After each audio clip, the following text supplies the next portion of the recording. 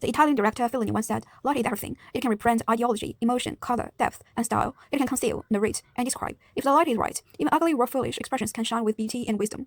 The film In the Mood for Love tells the story of a man and a woman in 1960s Hong Kong and their respective spouses moving into a crowded apartment. Later, they discover that their spouses are having an extramarital affair with each other. The two bachelor individuals also develop feelings for each other, living in such an environment with little privacy. Even move they make is subject to neighborhood gossip. This private and ambiguous setting not only makes the lighting in the film more delicate and full of metaphor, but also, due to the narrow space, it is often necessary to use one light for multiple purposes during on-site shooting.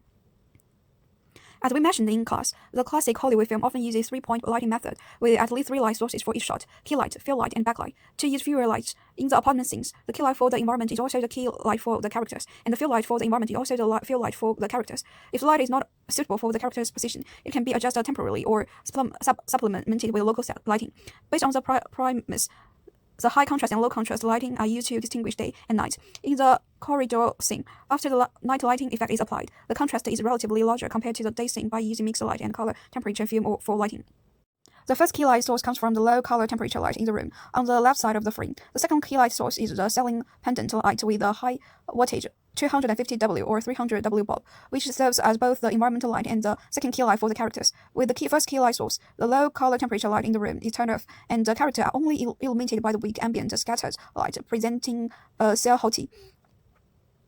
The second key light source, the wall lamp and pendant light in the distance, illuminates the environment and serves to enhance silhouette in the foreground, making the tonal variations in the picture rich and the night scene atmosphere distinct. The second key light source is ceiling pendant light with a high wattage 250W or 300W bulb, which serves as both the environmental light and the key light for the characters. As the camera angle changes with the character's composition, can be seen as a fill light for the characters only comes from the diffuse light of the second key light, the pendant light illuminating the environment without a dedicated light.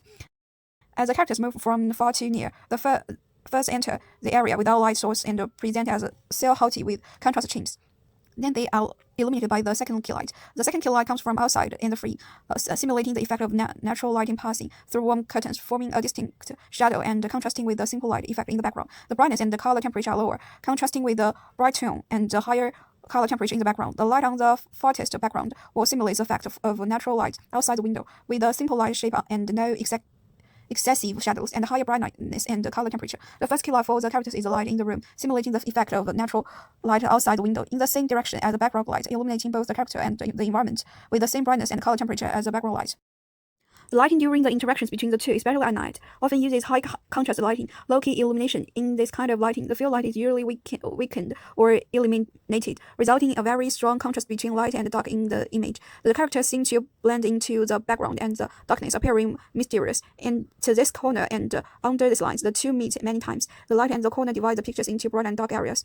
Their meetings keep unfolding and alternating in the interwoven light and the dark, the alternating light and shadow, the crisscrossing in the narrow staircase add an ambiguous atmosphere. After the man learns of his life infidelity on the street corner, the light becomes side light. The side light from the right casts the right side of Cho's face in the shadow, with his figure's shadows projected onto the wall. The corner of the street divides the scene into two halves, with the man in the darker half. Even without any expression, his desolate mood is clearly visible. The low color temperature ambient light only illuminates the upper part of the wall, leaving the character's face in the darkness, creating a silhouette effect. At this moment, the candle becomes a pure ambient light source, and the character rely on the weak scatters light for illumination. The position of the full light makes the lower half of the man's face bright and the upper half dark, forming a distorted shape.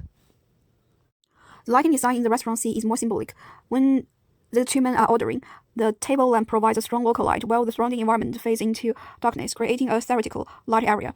This lighting arrangement exposes the private composition to the public view, metaphorically stress the danger of an extramarital affair. Notably, the light angle in each dining scene is exactly the same, reinforcing the inescapability of the face through mechanical repetition. In this film, lighting is never merely a tool to illuminate the scene. More often, it promotes the development of the plot and the visual effect. The film has also served as a guide for our shooting. Thanks for your watching.